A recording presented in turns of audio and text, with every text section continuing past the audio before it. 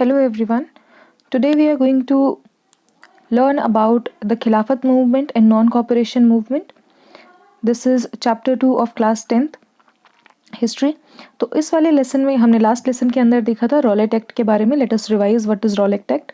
तो Rowlatt act लगाया था हमारे ऊपर इंपीरियल लेजिस्लेटिव काउंसिल ने, ILC ने, जिसमें इंडियन मेंबर्स भी थे, लेकिन इंडियन मेंबर्स ने ILC के लॉ को अपोज किया था। ये नहीं चाहते थे कि हमारे यहाँ पे रॉलेट एक्ट लगाया जाए। रॉलेट एक्ट के अंदर इतना बुरा क्या था कि हर कोई मना कर रहा था उसके लिए। तो रॉलेट एक्ट के अंदर था कि आप जो ब्रिटिश है, ब्रिटिश की पॉलिटिकल पावर्स को काफ़ी ज़्यादा उन्होंने इंक्रीज कर दिया था। और जो भी अगर पॉलिटिकल कोई लीडर उनको दिख रहा है, एज इन कि पॉलिटिकल प्रोटेस्टर, कोई लग रहा है कि ब्रिटिश को कि ये हमारे खिलाफ बोल सकता है, तो अंग्रेजी सरकार उसको पकड़ के जेल में डाल सकती है 2 साल के लिए बिना किसी ट्रायल के। So that was the Rowlatt act. अब रॉलेट एक्ट के बाद क्या हुआ था?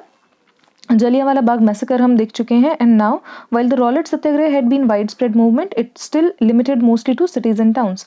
कि रॉलेट सत्याग्रह माना कि बहुत ज़्यादा लोग इसके अंदर पार्टिसिपेट कर रहे थे, लेकिन फिर भी ये बड़े बड़े शहरों में ही ज़्यादा देखने को हमें मिला। गांधी जी को लग रहा था कि अब हमें एक पूरे देश में एक मूवमेंट फैलाने की ज़रूरत है, मतलब जिसके अंदर गांव, शहर और हर कोई इंक्लूडेड हो। लेकिन उनको ये समझ में आ गया था कि भाई ये चीज़ तब तक नहीं हो सकती जब तक हिंदूज और मुस्लिम्स ये बिल्कुल साथ में मिलकर काम ना करें। तो इसीलिए उनको लगा कि भाई एक ही तरीका है कि हम ये कैसे कर सकते हैं, it is by the use of खिलाफत इशू। कि भाई पाकिस्तान जो मुस्लिम्स हैं हमारे इंडिया के, उस टाइम पे एक काफ़ी बड़ी प्रॉब्लम से वो सामना कर रहे थे। इट वाज द खिलाफत इशू। तो खिलाफत इशू क्या था कि फर्स्ट वर्ल्ड वॉर के टाइम पे ऑटोमन जो हमारा एम्पायर है, ऑटोमन टर्की वाला जो एरिया है, वो हार गया था। और ऐसी र्यूमर्स फैल रही थी, ऐसी अफवाहें फैल रही थी कि जो हमारा इस्लामिक वर्ल्ड का जो सबसे हेड है ना, सबसे बड़ा जो स्पिरिचुअल लीडर है, जिसको हम खलीफा बोलते हैं, तो उसके ऊपर काफ़ी हार्श ट्रीटीज़ लगाने वाले हैं लोग, कि मतलब उनकी पावर्स को कम कर देंगे या फिर उनके साथ बहुत ही बुरा बर्ताव करेंगे। तो इस चीज़ के चलते जो इंडियन मुस्लिम्स थे वो काफ़ी ज़्यादा बुरा फील कर रहे थे। तो उनको लगा था कि भाई हमें इस चीज़ के लिए डिफेंड करना चाहिए खलीफा को। और उन्होंने एक खिलाफत कमेटी बनाई थी बॉम्बे के अंदर 1919 में। So a young generation of Muslim leaders like brother Muhammad Ali and Shaukat Ali. So these were two important leaders of the Khilafat movement. तो खिलाफत कमेटी के 2 important लीडर थे, मोहम्मद अली और शौकत अली। ये इन्होंने सोचा कि भाई अगर इंडिया की जो मेजॉरिटी पॉपुलेशन है, हिंदू पॉपुलेशन, वो भी अगर हमारे साथ मिलके इस चीज़ के लिए लड़े तो हमारे पास ज़्यादा सपोर्ट हो जाएगा। और महात्मा गांधी भी यही चाहते थे कि भाई कोई ऐसी मूवमेंट हमारे पास आए कि जिसमें हिंदूज़ और मुस्लिम्स दोनों इकट्ठे हो जाएं। तो जैसे ही मोहम्मद अली और शौकत अली ने महात्मा गांधी को ये आइडिया बताया कि हमें ऐसे यूनाइट करना है हिंदूज़ और मुस्लिम्स को, तो Mahatma Gandhi agreed on it. So Gandhiji saw this as an opportunity to bring Muslims under the umbrella of a unified national movement. At the Calcutta session in Congress in September 1920, he convinced other leaders of the need to start a non-cooperation movement in support of Khilafat as well as Swaraj. तो महात्मा गांधी इनको लेके कहाँ पे गए हैं? Calcutta session के अंदर, जो कि सितंबर 1920 में हुआ था। कलकत्ता के अंदर मतलब इंडियन नेशनल कांग्रेस के हर साल सेशन होते थे। कभी वो लाहौर में हो रहे हैं, कभी वो आगरा में हो रहे हैं, कभी कैलकटा, बॉम्बे, तो हर जगह पे ये सेशन होते थे। तो 1920 के अंदर कैलकटा में ये सेशन हुआ था। इसके अंदर जो महात्मा गांधी ने मुद्दा उठाया था कि भाई खिलाफत का मूवमेंट जो कि मुस्लिम्स जिसको सपोर्ट कर रहे हैं, और स्वराज का मूवमेंट। स्वराज मतलब कि हम इंडिया के ऊपर अपना खुद का स्वयं का राज करें। तो इसके लिए उन्होंने आवाज़ उठाई थी और कहा था कि भाई हम एक नॉन कॉपरेशन मूवमेंट को स्टार्ट करेंगे। मतलब जब तक हम ब्रिटिश के साथ कॉपरेट करेंगे तब तक वो हम पे रूल करते रहेंगे। महात्मा गांधी ने ये फिलॉसफी काफ़ी पहले दी थी कि जब तक हम अंग्रेज़ों की बात मानते रहेंगे, वो हमारे साथ अत्याचार करते रहेंगे, हमारे ऊपर रूल करते रहेंगे। लेकिन हमें अब किस चीज़ की ज़रूरत है? हमें उनके साथ बिल्कुल भी कॉपरेट नहीं करना है। मतलब जो भी ब्रिटिश हमें कह रहे हैं, हमें उनकी बात बिल्कुल भी नहीं माननी है, तभी हम इंडिपेंडेंस ले पाएंगे। So why non cooperation? In his famous book Hind Swaraj, Mahatma Gandhi declared that the British rule was established in India with the cooperation of Indians. So can you see here कि India के अंदर British का rule क्यों है? क्योंकि Indians जो है cooperate कर रहे हैं, वो ब्रिटिश की बात मान रहे हैं, इसीलिए ही वो हम पे रूल कर रहे हैं। And had survived only because of its cooperation. If India's refused to cooperate, British rule in India would collapse within a year and Swaraj would come.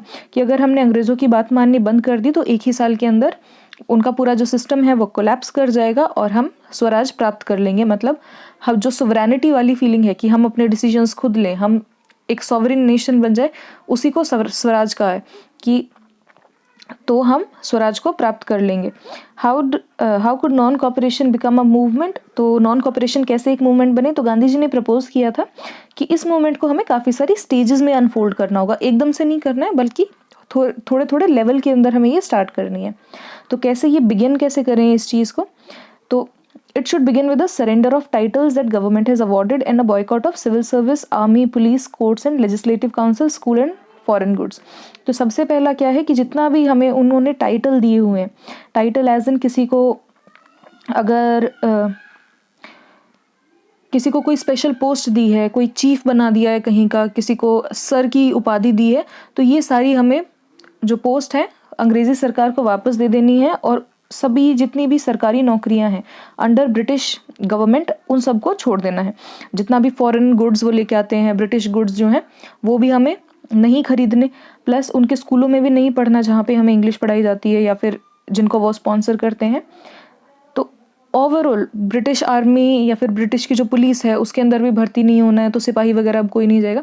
So the first stage was कि British सरकार का जो भी पूरा उनका दायरा है जिसके अंदर भी वो काम कराते हैं, हमें वो कुछ भी नहीं लेना है, ना ही उनके टाइटल्स लेने, ना ही उनकी पोस्ट लेनी, ना ही उनसे कोई एम्प्लॉयमेंट लेनी है।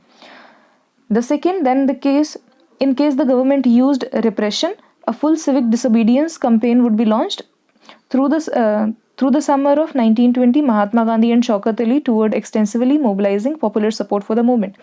तो उन्होंने क्या कहा कि अगर गवर्नमेंट रिप्रेस करती है, मतलब गवर्नमेंट जो है वो इस मूवमेंट को दबाने की कोशिश करती है, तो हम पूरा सिविल डिसोबीडियंस को चालू कर देंगे।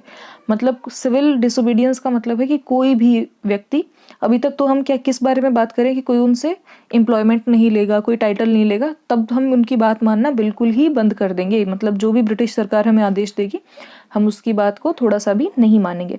तो इसके लिए महात्मा गांधी और शौकत अली ने पूरे देश का एक टूर किया था और लोगों को इस मूवमेंट के सपोर्ट में आने के लिए कहा था। सो कांग्रेस के अंदर हाउएवर बहुत सारे कंसर्न थे इस प्रपोजल को लेके, हर कोई डरा हुआ था कि भाई ऐसा पॉसिबल है या नहीं है। वो रिलक्टेंट थे कि भाई हम कैसे इन चीज़ों को बॉयकॉट कर दे, कैसे हम अपने इलेक्शंस या फिर जो पोस्ट है हमारी लेजिस्लेटिव काउंसिल वगैरह के अंदर उसको हम कैसे छोड़ देंगे। और उनको लग रहा था कि भाई इस वजह से काफ़ी ज़्यादा वायलेंस कंट्री के अंदर ना फैल जाए। सितंबर और दिसंबर के मंथ के बीच में एक बहुत ही ज़्यादा इंटेंस टसल चल रहा था कांग्रेस में। तो कई लोग थे वो गांधी जी के सपोर्ट में थे, कई लोग काफ़ी अपोज कर रहे थे इसके अंदर। तो इस वजह से थोड़ी खींचातानी हो गई थी, इसको ही हम टसल बोलते हैं। So for a while there seemed no meeting point between the supporters and opponents of the movement. तो एक टाइम के लिए लग रहा था कि कोई ऐसा फैसला निकल के नहीं आ रहा है, कुछ लोग सपोर्ट में हैं, कुछ लोग अगेंस्ट हैं, लेकिन एक राय किसी की भी नहीं हो रही है। तो कांग्रेस सेशन नागपुर के अंदर दिसंबर 1920 में फाइनली एक कॉम्प्रोमाइज़ तय हुआ था और नॉन कॉपरेशन मूवमेंट को स्टार्ट कर दिया गया था। So you have to remember कि नॉन कॉपरेशन मूवमेंट को लेके कौन सा सेशन हुआ था? नागपुर में दिसंबर 1920 में, और वहाँ पे इसको अडॉप्ट कर लिया गया था। How did the movement unfold? Who participated in it? How did different social groups conceive the idea of national non-cooperation? तो कैसे ये मूवमेंट को लागू किया गया, कौन कौन लोगों ने इसके अंदर पार्टिसिपेट किया और किस तरीके से जो दूसरे सोशल ग्रुप्स हैं, जैसे we have different religious groups, बहुत सारे अलग अलग लिंग्विस्टिक ग्रुप हैं जो अलग अलग भाषा बोलते हैं, अलग कल्चर को फॉलो करते हैं, तो ये सभी मिलके नॉन कॉपरेशन के आइडिया को कैसे लेके आए। So differing stands within the movement. So this non cooperation and Khilafat movement का जो ये जॉइंट हमारी एक मूवमेंट चल रही थी, ये बिगिन हुई थी जनवरी 1921 के अंदर। हर एक सोशल ग्रुप इसके अंदर पार्टिसिपेट कर रहा था, अलग अलग जगह के लोग इसके अंदर पार्टिसिपेट कर रहे हैं। हर कोई स्वराज चाहता था, लेकिन स्वराज का मतलब हर एक व्यक्ति के लिए अलग अलग था, ठीक है। So there was no common meaning of swaraj, there was no common feeling कि स्वराज की एक पर्टिकुलर डेफिनेशन क्या है, स्वराज से हम क्या चाह रहे हैं, ये सभी व्यक्ति एक पर्सनल लेवल के ऊपर फील कर रहे थे। और there was no commonality in the meaning of Swaraj for them. In this section we are going to see how the movement unfolded in towns की जो शहरी एरिया है इसके अंदर इस मूवमेंट का क्या असर हुआ। सो लेट अस सी। ये जो मूवमेंट है ये स्टार्ट की गई थी मिडिल क्लास के पार्टिसिपेशन के द्वारा। तो बहुत सारे जितने भी स्टूडेंट्स थे उन्होंने अपने स्कूल छोड़ दिए, कॉलेजेस छोड़ दिए, जितने भी हेडमास्टर्स थे, टीचर्स थे, उन्होंने रिज़ाइन कर दिया गवर्नमेंट इंस्टीट्यूशन से। लॉयर्स ने अपनी लीगल प्रैक्टिसेस को छोड़ दिया। उसके अलावा जो इलेक्शंस होने थे, काउंसिल लेजिस्लेशंस के जो हमारे इलेक्शन होने थे, वो हर जगह कैंसिल हो गए एक्सेप्ट फॉर मद्रास। मद्रास के अंदर एक नॉन ब्राह्मण पार्टी थी, जस्टिस पार्टी, तो उनको लगा कि हमारे पास फाइनली एक मौका है जिसमें हमें रिप्रेजेंटेशन थोड़ी मिल सकती है, तो क्यों ना हम इस मौके को यूज़ कर सकें। So only in Madras justice party ने इलेक्शन कराए थे। अब इसका अफेक्ट इकोनॉमिकली क्या हुआ है, दिस वॉज कि कैसे उन्होंने अपनी जॉब्स और टाइटल्स वगैरह सब छोड़ दिया है। And the second portion is कि इकोनॉमी पे इसका क्या इफेक्ट पड़ा है। तो सबसे पहले जितने भी फॉरेन गुड्स थे उसको बॉयकॉट कर दिया गया कि भाई अब कोई भी विदेशी सामान को नहीं खरीदेगा। लिकर शॉप्स वर पिकेटेड, मतलब लिकर शॉप्स के अंदर एंट्री को बंद कर दिया गया, लोग जो है। So picket means a form of demonstration और protest by which people block the entrance of a shop, factory और ऑफिस, कि आप किसी को अंदर जाने से मना कर रहे हो। उसके अलावा जितना भी फॉरेन से कपड़ा आता था, because British they use to import the cotton cloth from Britain, क्योंकि वहाँ पे इंडस्ट्रियल रिवोल्यूशन काफ़ी ज़्यादा हो रही थी और वो कपड़ा वहाँ पे बनाते थे और इंडिया में आके सेल करते थे। तो वो इम्पोर्ट बिल्कुल अब काफ़ी ज़्यादा कम हो गया था वहाँ पे। अब इंडिया के लोग फॉरेन कपड़ा नहीं खरीद रहे थे। अदर देन दैट, जो फॉरेन क्लॉथ का हमारा शेयर था इंपोर्ट का, कि पहले हम कहाँ पे 102 करोड़ रुपए का कपड़ा मंगाते थे, लेकिन केवल 2 सालों के अंदर ही, between 1921 and 1922, it came to 57 crore. बिल्कुल आधा जो हमारा खर्चा था इंपोर्ट का वो हो गया था। बहुत सारी जगह पे जो मर्चेंट्स और ट्रेडर्स हैं, व्यापारी हैं, उन्होंने मना कर दिया कि हम कोई भी फॉरेन गुड्स के अंदर ट्रेड नहीं करेंगे, विदेशी सामान को बिल्कुल भी खरीदे बेचेंगे नहीं। And as the movement spread, the people began discarding imported clothes, wearing only Indian ones. Production of Indian textile mills and handlooms went up. तो अब इससे क्या हुआ कि लोगों ने जब मना कर दिया कि हम विदेशी सामान को नहीं खरीदेंगे, विदेशी कपड़ा नहीं पहनेंगे, तो इससे जो इंडियन कंपनीज हैं, जो इंडियन कॉटन मिल्स हैं या फिर कुछ भी है, तो उनको काफ़ी ज़्यादा इससे फ़ायदा हुआ, उनका जो प्रोडक्शन है वो काफ़ी बढ़ गया। तो इस मूवमेंट से, ये जो मूवमेंट है सिटीज़ के अंदर काफ़ी ज़्यादा ग्रो कर रही थी, काफ़ी सारे रीजंस की वजह से। जो खादी था, so after some time this movement gradually slow down, धीरे धीरे इसका जो इम्पैक्ट था वो काफ़ी कम हो गया।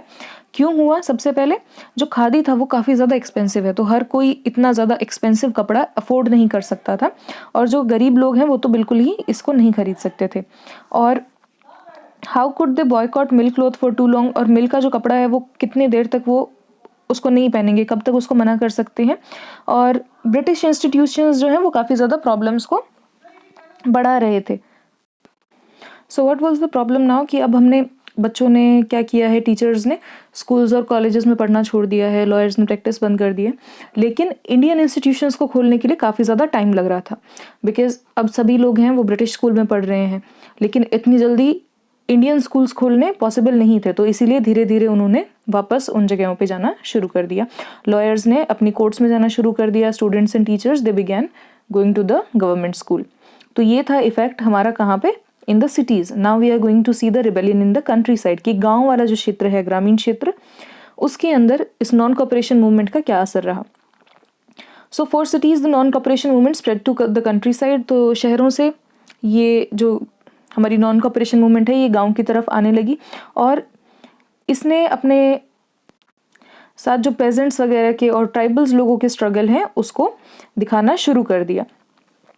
सो in Awadh the peasants were led by Baba Ramchandra, a sanyasi who had earlier been to Fiji as an indentured labour.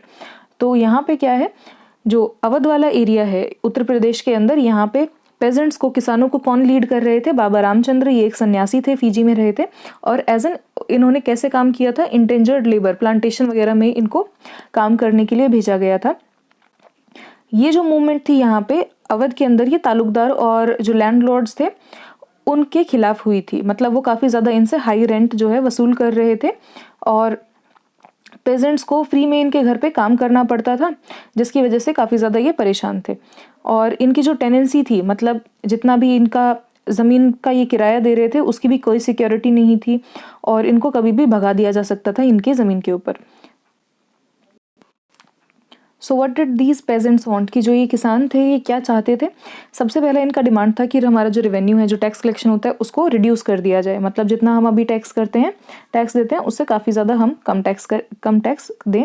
अबलिशन of बेगार, मतलब जो फ्री में हमसे काम कराते हैं अब हम फ्री में काम नहीं करेंगे। And the third one is social boycott of oppressive landlords, की जो भी बहुत ही ख़राब लैंडलॉर्ड है जो सबके ऊपर ज़्यादती करता है उसका सोशल बॉयकॉट कर दो, मतलब उसे कोई बात मत करो, उसको बहुत ज़्यादा इंपॉर्टेंस नहीं मिलनी चाहिए सोसाइटी के अंदर। तो इसके लिए लोगों ने क्या किया, नाई धोबी बंद भी कर दिए। मतलब कि जो ये बड़े बड़े लैंडलॉर्ड्स हैं जो अपने आप को काफ़ी इंपॉर्टेंट समझते थे, काफ़ी वैल्यूएबल समझते थे, इनको बताने के लिए कि देखो भाई तुम्हारा काम छोटे पेजेंट्स के बिना नहीं हो सकता है, तो इनको नाई की, जैसे बार्बर्स की और वॉशरमैन की सर्विसेज को देने से मना कर दिया था, ताकि इनको समझ में आए कि छोटे पेजेंट्स की भी कितनी ज़्यादा वैल्यू है। तो इसीलिए इन्होंने क्या किया, जो बाबा रामचंद्र हैं इन्होंने जवाहरलाल नेहरू के साथ मिलकर औद किसान सभा बनाई थी। काफ़ी ज़्यादा ही ये पॉपुलर हो गई थी। 1 महीने के अंदर इसकी 300 ब्रांचेस सेटअप कर दी गई थी अलग अलग गाँव में, तो हर जगह। So when the non-cooperation movement began the following year, the effort of the Congress was to integrate the Awadh peasant struggle with wider struggle. तो अब लोग क्या चाहते थे, जो ये कांग्रेस का पूरा हमारा चल रहा है अभी, कांग्रेस चाहती थी कि भाई ये जो किसानों की मूवमेंट है इसको हम बहुत ही बड़ा बना दें और नॉन कॉपरेशन के साथ इसको ऐड कर दें। लेकिन जिस तरीके से ये चीज़ हुई, कांग्रेस के जो लीडर्स थे इससे बिल्कुल भी खुश नहीं थे, बहुत ज़्यादा नाखुश थे।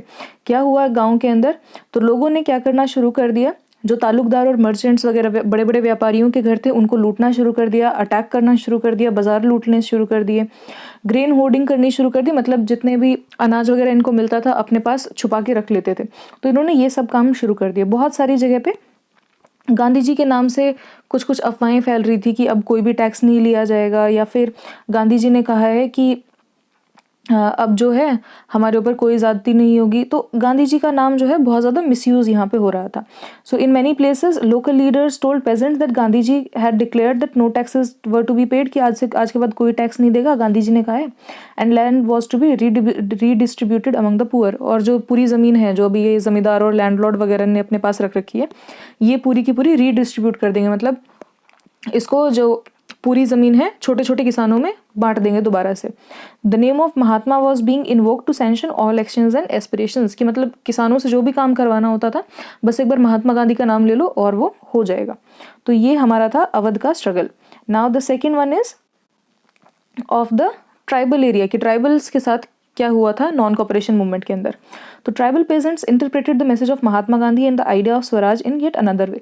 तो ट्राइबल्स जो लोग थे, आदिवासी जो थे, उन्होंने भी काफ़ी अलग तरीके से अपना जो स्वराज और नॉन कॉपरेशन की फीलिंग है उसको दिखाया था। तो गुडाम हिल्स आंध्र प्रदेश का ये एग्जाम्पल है हमारे पास यहाँ पे। तो यहाँ पे जो लोकल लीडर थे उनका नाम था अलूरी सीताराम राजू। तो यहाँ पे हम अलूरी सीताराम राजू के बारे में पढ़ेंगे और उनकी जो पूरी नॉन कॉपरेशन की मूवमेंट थी इसमें पढ़ेंगे।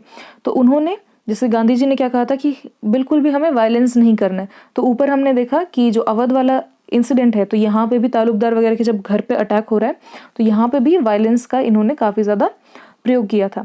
Similar was the case with tribal areas. तो ट्राइबल एरियाज के अंदर भी वायलेंस काफ़ी ज़्यादा शुरू हो गया था। तो इन्होंने मिलिटेंट गुरिल्ला मूवमेंट जो है स्टार्ट कर दी थी, मतलब छिप के वार करना शुरू कर दिया था।